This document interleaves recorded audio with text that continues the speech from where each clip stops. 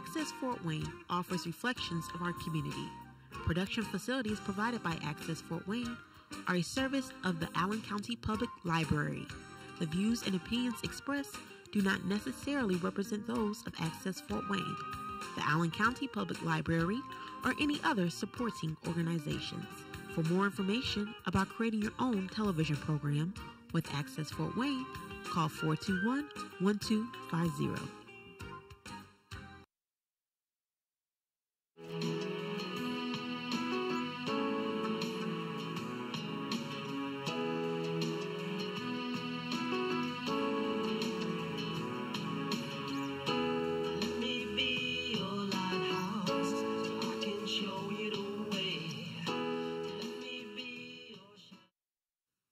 Hey, hello, this is Patty Hunter of Patty's Page. Her name is Syme Jago, and my co-host today is Bob Hunter, my husband. Hello, Bob. Hello. So, Syme, are you on the line? I am. Oh, good. It's so good to hear from you. So, you are calling all the way from Niagara-on-the-Lake, Ontario, Canada? Yes, that's right. You betcha. And, you were a child actress for the classic TV show in the 1960s called The Forest Rangers. Am I right? Yes, I was. And you were Gabby? I was in the first season, the only girl, and I was Gabby LaRoche. You said only one season. Yes, I was in the first season. The show was actually only produced for three seasons, 3 years, but it ran around the world for over 45 years, which is quite astounding. Oh, my goodness. Is it one of those shows that really caught on after the series was over? Yeah. It was actually popular before it was released in Canada. It was, in fact, released in Britain because some of the funding came from Sir Lou Grade in England. The theme music was also written in England, so it has a very distinctive sound. It's very like a number of other theme songs from very popular British shows at that time. But it seemed to catch on incredibly quickly, and the resales were astounding to most of us because I think it spoke to a generation of kids that really were looking for something like that, but also it was an iconic Canadian image. Yeah, we're Canadian. Yes, it was very definitely Canadian with, kids out in the woods riding horses, living, playing in a fort, living in a small village. And it incorporated a lot of Canadiana. We had RCMP officers. We had, Department of Lands and Forests, real forest rangers. So I think that spoke to a lot of people around the world. It has a huge fan base even now, and we're so touched by the letters that we get from people. We just recently had the 50th reunion, and when the press releases went out, it was one of the countries that we were astounded in that it was picked up about the reunion was in Nigeria. It seemingly was enormously popular in Africa.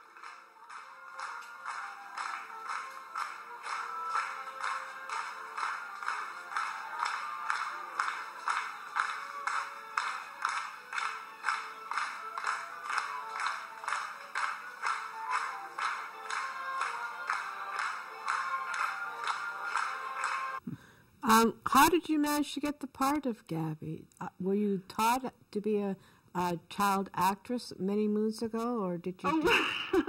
No, I sort of fell into it acting in a way. I had polio as when I was 18 months old, so it was very restricted by what I could do. And when I learned to walk again, I still wasn't allowed to participate in a lot of things that kids could do outside. I spent a lot of time with adults and with older people, so I read very early, and I spoke rather clearly because I was always surrounded by adults. And a friend of my mother was a casting director. So Oh. when I was 3, I actually did my first series, my first television show. And it was sort of the beginning of television in Canada. It was 1956. Oh, my. And there weren't a lot of people that were doing it. So when Pam asked my mom if, could we put Syme in there, my mom thought it was an interesting something for me to do because this time I was walking and you didn't see a limp or anything. So I carried on. So I did a lot of things after that. I did a lot of live commercials on television, a lot of work for CBC because, again, it was the early days of the Canadian Broadcasting Corporation. And just prior to doing The Forest Rangers, I'd done a film for Disney. And they actually used my performance in the Disney film as my screen test for The Forest Rangers. What Disney film was that? That was The Incredible Journey, right? The Incredible Journey, yes. Oh, I remember that. Yes. I remember that show many moons ago. That was you? You know you're old when they start remaking the movies you did when you were a child, because I think it came out as a remake a number of years ago as Homeward Bound. But it was the same story. They just didn't have any of the adults in it. And the Forest Rangers, that was the first Canadian show to be shot in color, wasn't it? That's correct. Yeah. That's correct. Yes, it was. We've all been talking about it because a number of us have remained in the industry, and it must have been an incredible time for the crew. I know recently with the move to HD television, that's been a major impact on the television industry, and a learning curve for crews. And we were talking and saying, and some of the crew are still alive, and we've had some fabulous conversations with them, and they were saying they were basically the pioneers of bringing color to television. And we always say, what are the 3 things you never want to do in production? You never want to work with kids, you never want to work with animals, and you never want to work outside. Yeah. But that was what the Forest Rangers were. It was all kids, every kind of animal from dogs to snakes to bears to whatever, and 80 to 85% of it was shot outside. So they had a huge, huge workload. You're married, right? I am. How long have you been married? Well, my husband and I have been married since the year 2000, but we've worked together a lot longer than that. You have any kids? I have 2 wonderful stepsons, okay. Who are both in the business too. Yes. Oh, you got your own business. What happened to you after you left the series? I went on to do other series. Yeah. My mother asked that I leave. Asked to have me released from the series because from me having had the polio, it was becoming too much of a strain on me because we were expected to ride bikes, we had to ride horses, there was a lot of climbing, a lot of outdoor activity that was beginning to be a strain for me physically. So she said that she would feel more comfortable me not having to be at the studio constantly. And also, our production schedule was horrendous. We shot 2 episodes a week. Oh, wow. And that's unheard of in this day and age. And also, our first season was 40 episodes. 40? So it was a lot of strain on kids. Yeah. And we had to go to school because we had a teacher and a classroom on site. So you're trying to balance schoolwork and shooting, so it became a little much. I was only 9 too. I was the youngest. Did you get any time off? Yes, we did. We got a couple of weeks off at Christmas, and we went back and shot for most of January, and then we were supposed to be back in school by February, March. Oh. So we sort of had a couple of months actually in school. Oh, right. And it was very hard going back to school. I bet it was. Because we had been used to being treated as adults. There was an expectation of us on set that we would hit our marks, we would know our lines, we would basically pull our weight and do the job that was expected of us as adults. And I don't want that to sound like it was onerous for us, because it was a phenomenal grounding, we've all said, to go on later into our lives, into business. And we never felt hard done by, because when we weren't on set, of course, we were having the ideal childhood. but when we went back to school, teachers started to treat us as children again. Oh. And it was kind of hard. I know Susie Conway, who she went on and was the little girl as Kathy in the next 2 seasons. She said she hated it when she went back to school and she turned around and asked a child for a pencil, and the teacher just yelled at her. And she said, "Well, I'm just asking for a pencil," which is something we would have normally done on a set. "Oh, I can't mark up my script. Can I borrow your pencil?" But now she was back in school. She was being treated as a child again. That was, I think, what was really hard on us. That must have been hard. I mean, too extreme. Yes. Like living in 2 different worlds. Well, and I don't think the teachers kind of understood what to do with this. We were kind of an anomaly. And the kids, the other kids your own age were divided in half. Half of them would be loving the fact that you had been on the series that they loved and they watched, so wanted to know everything about it. And the other half were jealous, so they would take it out on you. So that was... You were bullied? Pardon? Were you bullied? Well, I was bullied because I had a limp. So I was bullied a lot because of that. But it was more, I guess, not bullied so much as made fun of. Oh, that must have been hard. Yeah, you know what, you deal with it and you move on. But we didn't have the bullying that the children are subjected to nowadays, not by a long shot. Oh, yeah. What kind of work do you do now? Well, I left I performed probably up until my mid-20s. I was in England on the stage, and I toured a lot. And then I went behind the scenes. I went into production, and I was a production manager for a long time. And now my husband is a lighting designer for television and live performances. And we're very blessed that we have contracts around the world which allow us to travel. So I'm actually my husband's production manager. I make sure that the right equipment and the right personnel and everything gets to the right country at the right time in the right order. What's his name? Adrian Goldberg. Adrian Goldberg. So it's a good name. It's a good name. Very much. Some of the cast went on to Adventures in Rainbow Country. Did you go to... Yes, Susie went on, and she had the lead in Adventures in Rainbow Country, and a number of the other performers also took on guest roles in that. I was reading the other day that Forest Rangers started out as 5-minute segments on Razzle Dazzle, which was another favorite show of mine at that time. Yes, they had been carrying, I think it was an Australian series, so the last 5 minutes of the Razzle Dazzle show, which was on every afternoon, Monday to Friday. So the last 5 minutes was 5 minutes of our show. Then it stopped with that, and then it was running at 5 o'clock on Saturday afternoons. Because that's the other thing, too, is the episodes were much longer than they are nowadays because there was very limited commercial content. So how long was the show? I think they were about 25 and a half minutes is what I can, from what we can find. Oh, that is long.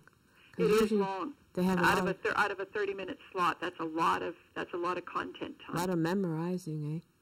Did you have trouble? Well, we were all talking about the fact that our grades during the time we were in the Forest Rangers actually were phenomenal. I had the best grades I ever had because we were used to memorizing our scripts, so we just went home and memorized our school books, went in and wrote our exams. But don't ask us the next week what anything was that we had in the exam, but boy, we had great marks. And you pass all your grades? Oh, yes. Over, then I shot everybody. Would have given me 3 weeks start. Then I robbed the train. Bang! Pow! Then I buried the money. Must think what to do. Can't go back. I can't take you home. I can't take you with me.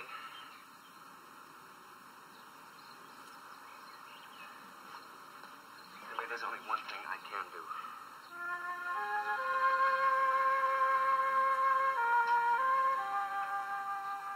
Sergeant, did you find out who owned that car? Huh? Oh, yeah. Not much good, I'm afraid. Belongs to a pretty respectable citizen by the name of Dave Forsythe over at Redcliffe. And he's certainly not the kind of guy to get involved in anything like this. Then the car must have been stolen. Yeah, I'm afraid so, but I can't locate Forsythe to check with him. Couldn't we drive over to Redcliffe and find this Mr. Forsythe? He might be able to tell us something useful. Well, it seems a bit strange that nobody could locate him in a small place like Redcliffe. Well, what are we waiting for then? Come on. But, Mike, it's 60 miles away. Oh, please, Sergeant Scott. Yeah, come on, Sergeant. This Mr. Forsythe may be able to tell us who took the car. Oh, now, look. It's better than waiting here doing nothing. Come on, Sergeant. Look, if you get any calls, you can have them passed on to you. Here. All right, let's go.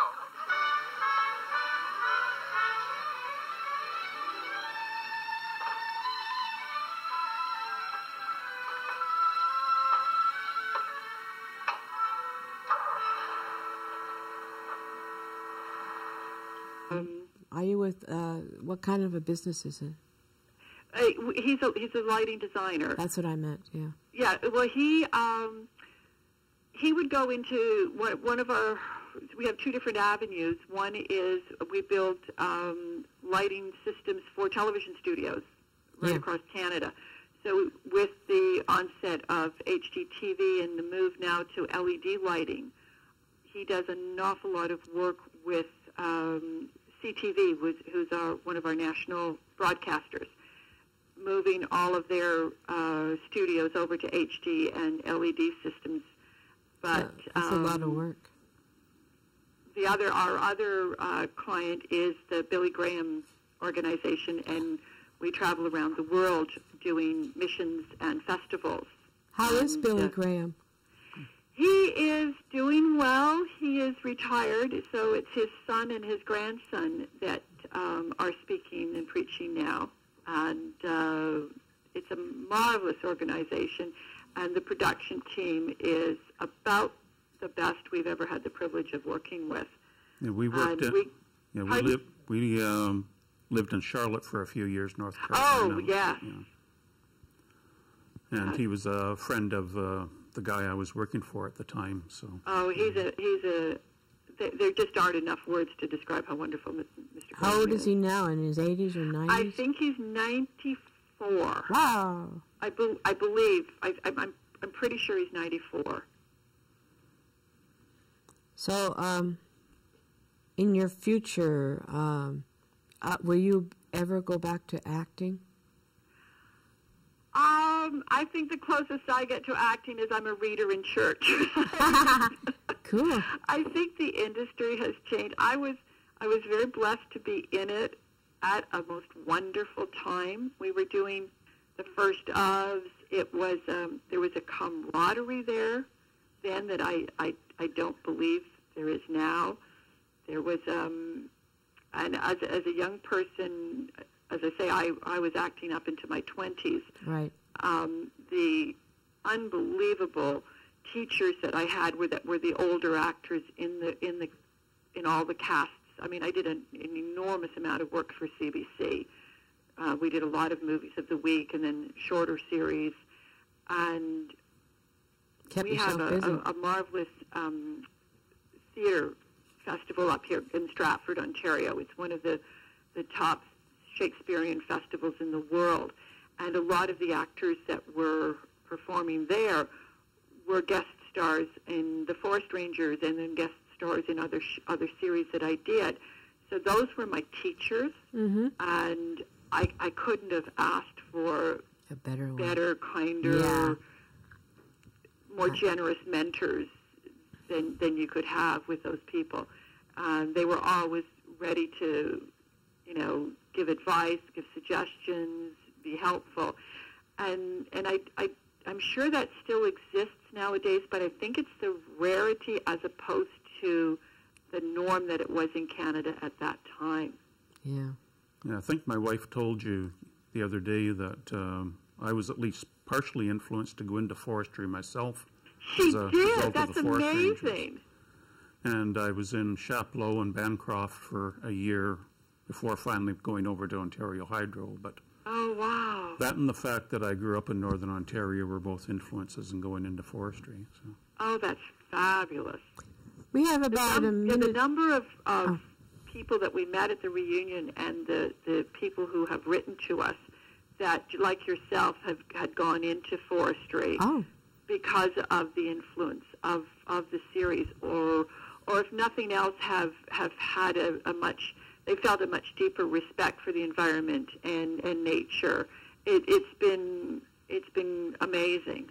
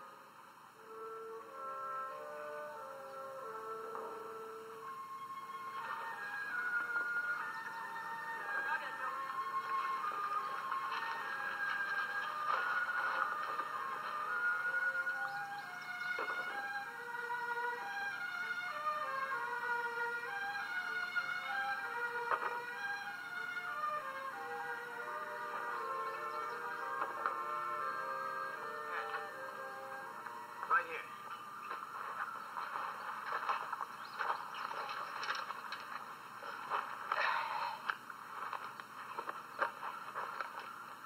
That looks like a swamp rattler. Yeah, that's right.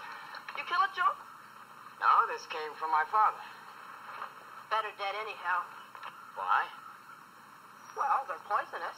Oh, sure, but they don't bite unless they're frightened or excited. Don't harm him, and he won't harm you. But what good do they do? All life in the forest has a purpose. You kill the snakes, and soon you have too many gnawing animals. The rats, squirrels, and the rabbits. And in a little time, a few hundred years maybe, you have no more trees, no forest. Well, but sometimes you've got to. Kill them, maybe. To save a human life, perhaps. But not just because he's a snake. Well, you know, we have about a minute and a half now. Oh, I'm so sorry. I've talked way too Are much. you kidding? I love hearing you talk. Oh, my word. What would you like to say to my audience about... if anybody had watched the show, I think that's wonderful. It was a marvelous time to be involved in the television industry. Oh, yeah. And it was a marvelous experience as a child growing up, and I feel very blessed that I got that kind of a grounding going on later in my life. Well, thank you. Well, and thank you for being so interested to contact me. I think that's fantastic. We have to have you on again, you know, girl. Okay, you take care. Have a great day, both of you. Have a great day. And this is Patty Hunter of Patty's Page with my co-host, Bob Hunter, my husband. Thank you for coming and watching my show, and I hope to see you next week. God bless.